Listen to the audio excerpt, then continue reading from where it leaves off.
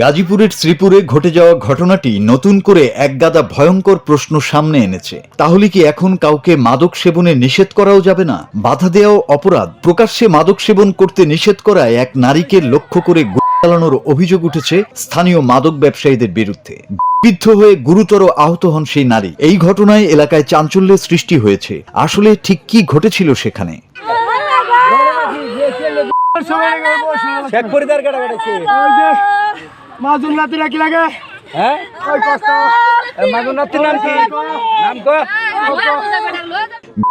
নারীর নাম মনোয়ারা বেগম। তিনি ময়মনসিংহের হালুয়াঘাট উপজেলার গোবরাকুড়া গ্রামের জয়নাল হাজারীর স্ত্রী। দীর্ঘদিন ধরেই তারা শ্রীপুর উপজেলার এমসি বাজার এলাকায় ভাড়া বাসায় থেকে একটি পরিত্যক্ত কারখানার দেখাশোনা করে আসছিলেন। স্থানীয় সূত্রে জানা গেছে, গতকাল শুক্রবার সন্ধ্যা আনুমানিক 7টার দিকে উপজেলার এমসি বাজার এলাকার ব্যাপারীপাড়ায় পরিত্যক্ত কারখানার আশপাশে নিয়মিত মাদক সেবীদের আড্ডা বসত।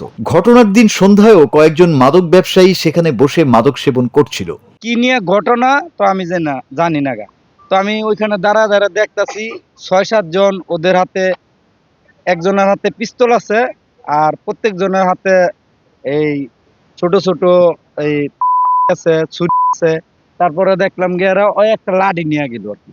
পরে দাঁড়াইতে তো পরে আবার দিছে দৌড়ানি। পরে এনে 5-6 নিপতার 2 মিনিট আগে মানুষ তেমন ছিল না। পরে ওর ওয়াইফে ওরে ফিরে নিতে যাইতেছে। পরে ওই অলে এখান থেকে দেখলাম একজনের চেহারা আমি দূরে থেকে তো দেখতে পারি না, করছি স্পষ্ট, তো ওর স্ত্রীর পায়ের মধ্যে লাগছে। এই সময় মনোয়ারা বেগম তাদের ওই স্থানে মাদক সেবন করতে নিষেধ করেন এবং সেখান থেকে চলে যেতে বলেন। এতে ক্ষিপ্ত হয়ে মাদক ব্যবসায়ীরা তাকে লক্ষ্য করে গুলি চালায়। গুলির শব্দে আশেপাশের লোকজন এগিয়ে এলে হামলাকারীরা দ্রুত ঘটনাস্থল থেকে পালিয়ে যায়। পরে স্থানীয়রা আহত মনোয়ারা বেগমকে উদ্ধার করে দ্রুত হাসপাতালে নিয়ে যান। বর্তমানে তার অবস্থা গুরুতর বলে জানা গেছে। ঘটনার পর এলাকায় আতঙ্ক বিরাজ করছে।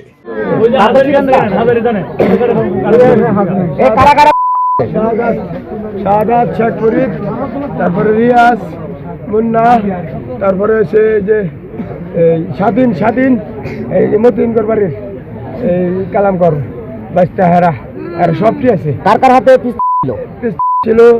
রিয়াজের পিস্তল লয়ে হেন খারেছে আর এক পিস্তল লয়ে শাহাদাত মানে করছে। আবার আমি দূরে উল্টা ডিগবাজি খাই বলে আইছি।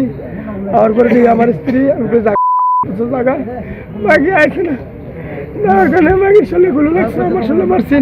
খবর পেয়ে শ্রীপুর থানা পুলিশের একটি দল ঘটনাস্থল পরিদর্শন করেছে। শ্রীপুর থানার অফিসার ইনচার্জ মোহাম্মদ নাসির আহমেদ জানিয়েছেন, ঘটনার সঙ্গে জড়িতদের শনাক্ত করার চেষ্টা চলছে এবং তাদের গ্রেপ্তারে পুলিশের অভিযান অব্যাহত রয়েছে। Bangla TV news desk.